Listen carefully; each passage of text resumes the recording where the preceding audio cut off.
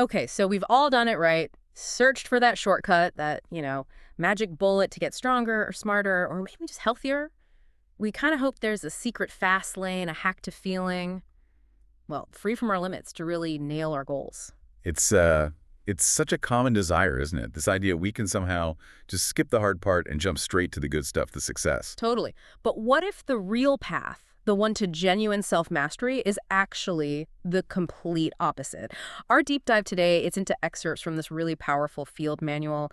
And honestly, it hits you with a pretty blunt truth right away. It says, the shortcut is a lie. The hack doesn't get you there. Yeah, and that really sets the stage for the core idea we're digging into today, the central philosophy here. Discipline equals freedom. It's a concept that really turns our usual thinking about freedom completely upside down. And this isn't your typical self-help book. Not at all. The source material, it's rooted in some pretty intense real-world military experience, Mhm. forged in elite operations.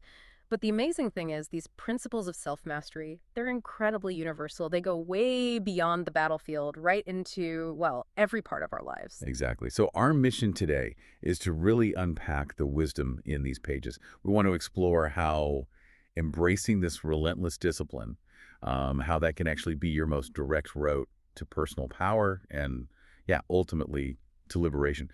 We'll try to show you not just what it means, but how you can actually apply it day by day. Become the best version of yourself without feeling totally crushed by the commitment. Right. So let's start where the manual does. Okay. Just smashing those illusions. It states it flat out. There is no easy way. When we're looking for success, the source just insists, look, it takes hard work, late nights, early mornings, practice, rehearsal, repetition, study, sweat, blood, toil, frustration, and discipline. Discipline is framed as the root of all good qualities. Hmm. That's a pretty stark contrast to all the quick fix stuff we see marketed everywhere, isn't it? This book basically argues that discipline is the force inside you that beats back those little voices, the not today, not now, I need to rest excuses. It's presented as the absolute opposite of just coasting along. It's the direct answer to how you genuinely get better and find that lasting freedom. And the author grounds this whole philosophy in a really personal, powerful why. He talks about his original motivation, preparing for war, against an enemy he couldn't see. Knowing that enemy was out there training just as hard meant he had to be ready, mentally, physically, emotionally ready. Yeah, and that intense drive, it didn't just vanish after the war, it evolved profoundly. Hmm. Now, his drive is really rooted in honoring fallen comrades. He mentions Mark Lee, Mike Mansour, Ryan Jove from SEAL Team 3, Task Unit Bruiser. He says they fought and died to give me the gift of freedom. Wow. It's really something how that intense motivation shifts into this personal mission. He basically vows every day, every minute, every second, I will make it all count. I will live to honor their sacrifice. Yeah. That's an incredibly strong internal compass, isn't it? It's way beyond just, personal gain. Absolutely. Yeah. And what's fascinating is how that deep sense of purpose feeds straight into this idea that real sustainable discipline isn't forced on you from the outside, like a drill instructor yelling. No, it comes from within.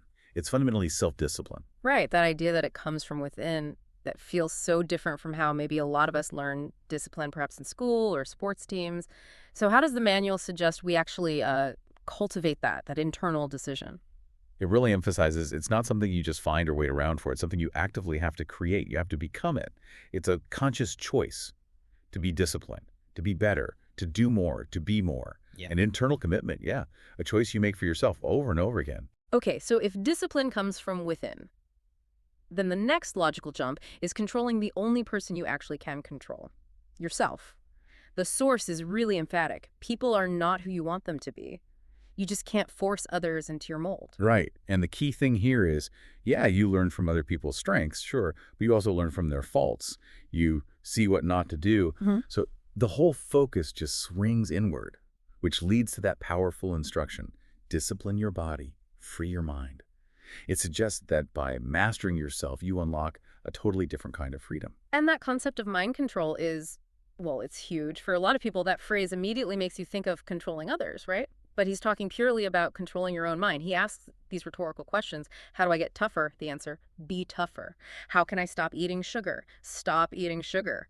It's almost bracingly direct. It really is. It's about declaring, like he says, martial law on your mind. The command is just crystal clear. Weakness doesn't get a vote. Laziness doesn't get a vote. Sadness doesn't get a vote. Negativity doesn't get a vote. Yeah. You're basically meant to just override those impulses and impose discipline, power, positivity, will. What really struck me, though, was his admission of his own weaknesses.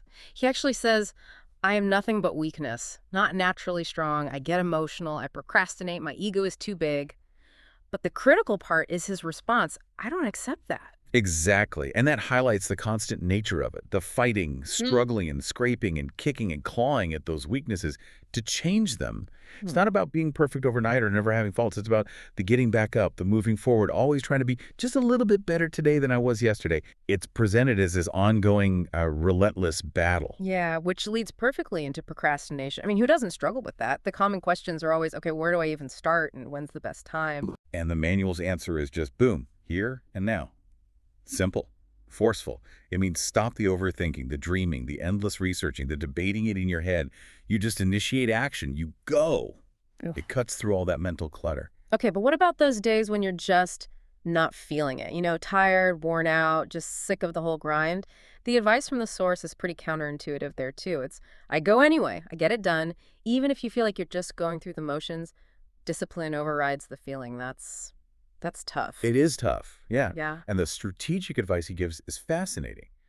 Procrastinate, taking the break until tomorrow. The idea is that often, if you just push through, you realize that feeling, that urge to rest, it was just weakness. You didn't actually need the break right then. It's about resisting that immediate gratification and seeing that the feeling often just passes. So connecting this to the bigger picture, how do we handle adversity?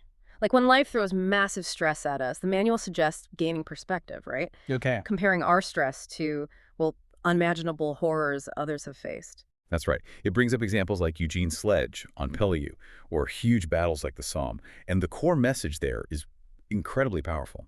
Humans can withstand almost inconceivable stress, and you can too. It suggests there's this fundamental resilience in all of us, often just untapped. And for the stress we can't control, the stuff we just can't change, the advice is embrace it, don't fight it. Instead, turn it on itself. Use it to make yourself sharper and more alert, a better you. That's a huge mental shift, isn't it? Going from being a victim of the stress to actually using it. Yeah, and that leads right into this concept he calls destroyer mood, which the source explains as the synergy between emotion and logic. So when pure logic isn't enough to push you through, you actually tap into your emotion, your anger, your frustration, your fear to push further. But then when those feelings are screaming stop enough, you override them with concrete logic and willpower. Ah, I see. So it's this powerful balance, the raw emotion and the cold logic working together. Yeah. And that gives you the tenacity to basically declare, I don't stop. It's about building that deep internal fire. Right. Which then raises a really practical question. Okay, how do you handle actual setbacks, failures, delays, disasters, stuff going wrong? And the source offers this surprisingly simple, but actually quite profound philosophy. Just say, good. Good. Seriously. Even when things are objectively bad, like, my mission gets canceled, or I don't get the promotion, or I get injured, the response is, good. That sounds almost delusional at first glance. It does, but the manual gives these exact examples. Mission got canceled, good. We can focus on another one. Didn't get promoted, good. More time to get better, got injured, good. Needed a break from training. It's about instantly accepting the reality of the situation, yeah. But then immediately pivoting to focus on the solution, on the potential positive, deliberately reframing it, turning the problem into an opportunity. Okay, I'm starting to see the power in that. It's like rewiring your default reaction. It really is. And the most challenging application of good. It's even in the face of death, of losing someone. The source advises focusing on the memories, the experiences, the lessons learned from that person. It says death teaches how precious life is, how blessed we are to have every day, to live every day with purpose and passion, especially for those who no longer have that chance. The call is to live for those WQ who live no more. Wow. That's incredibly powerful. A profound way to channel grief into fuel. And what about external negativity? Dealing with negative people, gossip, all that noise that can try and drag you down? The manual's approach is pretty direct there, too. Very direct. The preferred method. Ignore and outperform. As simple as that. It's basically a challenge. Well, they keep gossiping, I'll keep working. You keep talking smack, I'll keep working. The message is just totally unambiguous. You will lose, and I will win. Forget engaging. Let your actions, your work, your results do all the talking. Okay, so this is clearly a constant battle, this discipline thing. How do you keep that relentless drive going, day after day, week after week?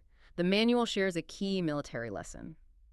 You never relax until the entire mission is complete, because the enemy is always watching, waiting, looking for that moment of weakness. Right. And the personal application of that is just be relentless. Let other Right. people stop, let them rest, let them say, job done. You don't. Even when you hit a goal, the advice isn't to kick back. It's to turn your focus inward on yourself and take the opportunity not to rest, but to make yourself better. It's this continuous cycle of improvement. And this internal no compromise idea feels really important here. Like, yeah, you compromise externally sometimes, dealing with people, that's life. But there are areas within myself where I cannot compromise. Things like working hard, training hard, always improving, owning your mistakes, facing your demons, never giving up. It's not now, not ever. And that feeds right into this concept of default aggressive, which, importantly, isn't about being outwardly belligerent or picking fights. No, it's described as an internal character trait. It's a fire in your mind that says, I'm going to win. Hmm. It means being proactive, thinking fast, moving fast, constantly looking to outmaneuver challenges, using every tool you have, guile, flanking, subtle tactics, whatever it takes. It sounds like this deep, unwavering, unstoppable fighting spirit. Yeah. A core belief in your ability to push through. The source calls it the will to win, that raw internal engine. Precisely. And this brings us around to that age-old debate, nature versus nurture. Are people just born this way? The author says he's seen successful people from literally every stratum of life. And his conclusion, it's about choice. The people who succeed decide they're going to be successful. And crucially, it's never too late. You can always choose to make yourself. That really reframes how we think about motivation and fear, too, doesn't it? The manual actually says fear of failure is good, which sounds odd at first. But the reasoning is that fear keeps you sharp. It keeps you planning, training, striving. But the real fear, the thing you should truly dread. Yeah, the true horror is waking up in 6 days or 6 weeks or 6 years or 60 years and being no closer to your goal, making no progress. That's the stagnation. That's the fear that should light a fire under you, the fear that should make you get up and go. Mm. It's the fear of a wasted life, of unfulfilled potential that's way scarier than any temporary setback. And this whole journey, this path of discipline, is called the war path. It's described as a continuous path of war, not just against external obstacles, but equally against internal weaknesses, ignorance, confusion, laziness. And this interminable path of discipline, it leads step by step to strength.knowledge, understanding.control, and ownership of your life. Ah. And paradoxically, that leads to freedom. And beyond freedom, ultimately, the warpath leads to peace. It suggests that real peace isn't found by avoiding the struggle, but by engaging with it relentlessly. And it's definitely not a 9 to 5 thing, is it? The manual insists every day is a Monday, no weekends off from the commitment, no days where you just slack off. Every day is a beginning, a new day, a new week, a new shot at life. Even if you have a bad day, the underlying resolve has to be, I will not stop. And to maintain that unwavering commitment, you need to eliminate the excuses. No more. The source gives this powerful list of things to cut out. No more excuses. No more, I'll start tomorrow. No more, just this once. It's just this flat-out declaration against laziness, indecision, weakness. Now is the time for strength. So if motivation isn't reliable, what does this all boil down to for, daily action? It means you just can't count on feeling motivated all the time. The source is really firm on this. Motivation is fickle. It comes and goes. Yeah, don't count on it. Count on discipline. The core truth is pretty blunt. You have to do the work. You got to hold the line. You got to make it happen. Wishing and hoping just won't cut it. Okay, so we've really established the mindset, the philosophy of discipline, but how does this actually translate into the physical world, into action? The manual, maybe unsurprisingly given where it comes from, puts a huge emphasis on physical training. What are the benefits it highlights beyond just, looking good? Oh, the benefits listed go way beyond the surface level. Yeah. Physically, yeah, it makes you healthier. Talks about increasing endorphins, testosterone, growth hormone, improving cardiac volume, insulin sensitivity, boosting natural killer cells, preventing or treating stuff like high blood pressure, obesity, heart disease, diabetes, insomnia, depression. The list goes on. But what's really striking, and maybe less intuitive for some, is the impact on the mind. It argues physical training literally makes you smarter. Smarter. From working out, that's a pretty bold claim. How does it justify that link? Well, it gets specific. It details how training improves blood flow to the brain, boosts the growth of new nerve cells, improves synaptic plasticity, how your neurons connect, and releases all these cognition-enhancing chemicals. Hmm. Dopamine, glutamate, norepinephrine, serotonin. It even mentions boosting BDNF, which is a protein critical for learning and memory. The source is emphatic. You will feel more aware, sharper, and smarter. This is real. That's actually amazing. Okay, so the biggest hurdle for most people with exercise, and frankly with a lot of disciplined actions, is time. I don't have time. Yeah. The manual offers a strategic solution here. Pre-dawn, getting up before the sun. It calls it stand to. Right. And that's a military term, originally about getting up early, being ready for an enemy attack at dawn. But it's used here as this powerful metaphor for starting your day aggressively, for taking control of the day before it really even starts. The claim is it's guaranteed to make your day better because you're immediately operating from this position of strength, of accomplishment. And there's a big psychological advantage, too, isn't there, to getting that workout done first thing. The author argues discipline isn't like a battery that runs down. It actually strengthens the more you use it. Exactly. He pushes back against that idea that willpower is some finite resource that you use up. He suggests this little experiment. Plan your workout the night before, lay out your clothes, list your tasks for the day, set that alarm for, say, 4:30 a.m. Just getting up and doing it creates instant momentum. That first act of discipline makes it easier to make better choices later, like choosing the eggs and bacon over the donut, as he puts it, the manual says. Discipline begets discipline. Will propagates more will. Okay, but for those of us who really struggle with that early alarm, how do you balance getting up early with getting enough sleep? The manual definitely acknowledges sleep is crucial. Lack of sleep has serious downsides, right? Hormonal chaos, cognitive fuzziness. Yeah, absolutely. And the solution offered is, well, it's almost frustratingly simple. Go to bed earlier. Hmm. And the supposed secret to actually waking up when the alarm goes off. Set your alarm clock and get out of bed when it goes off. It just trips away all the hacks and complexity. It comes back to that fundamental act of choice, of self-control. Just do it. Okay. But some people still struggle to fall asleep, even if they're trying to go to bed earlier after waking up early. Does the manual offer any practical tips there? It does. Pretty actionable stuff. First, get tired. Use your body during the day through activity. Makes sense. Second, turn off screens well before bed. He says clickbait is real. It hooks your brain and keeps it buzzing. Third, read something, maybe even a boring educational book to help your mind settle down.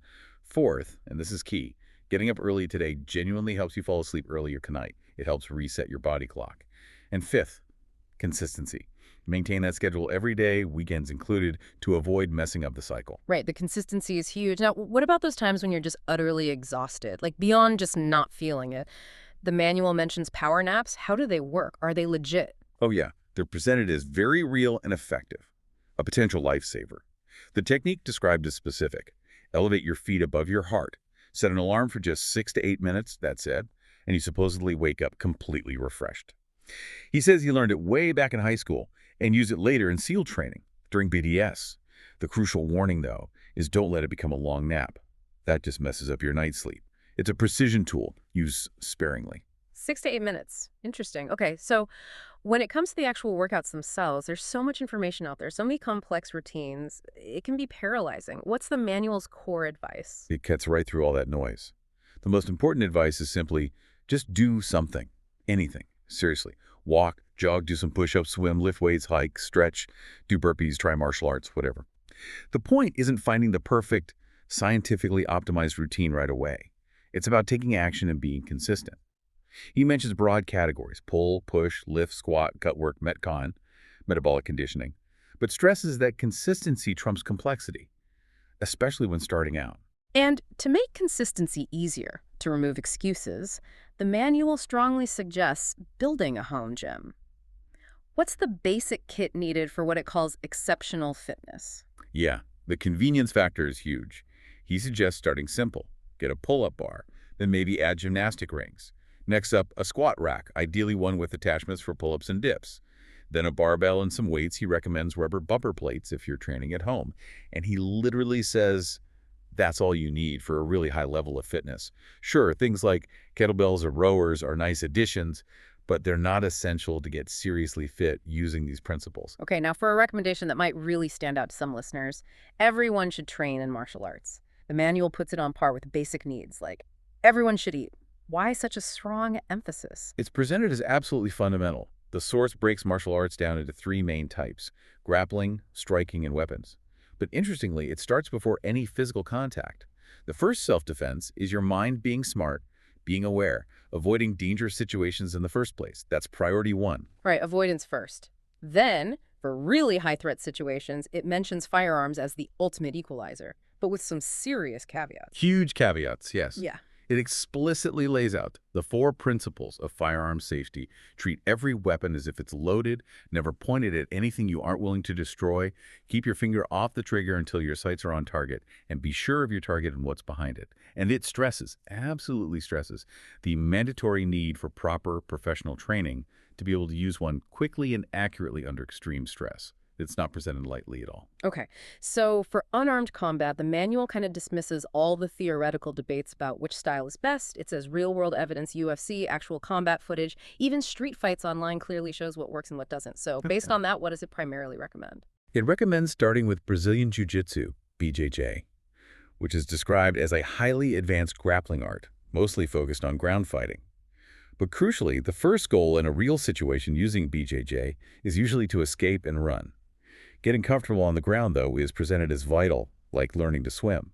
It's also called the most complex and most cerebral martial art, offering a lifetime of challenge. Okay, BJJ first. What's next in the suggested progression? Next up is boxing, for effective striking using just your hands. Teaches angles, footwork, head movement, speed how to hit, how not to get hit, and critically, how to create space to escape. Then, Muay Thai, or Thai boxing. That adds elbows, knees, shins, the art of 8 limbs, very aggressive combinations, builds serious pain tolerance, and teaches striking from the clinch up close. And finally, wrestling, which is highlighted as amazing for physical conditioning and mental toughness. And it's called the king of position because wrestlers often dictate where the fight happens on the feet or on the ground.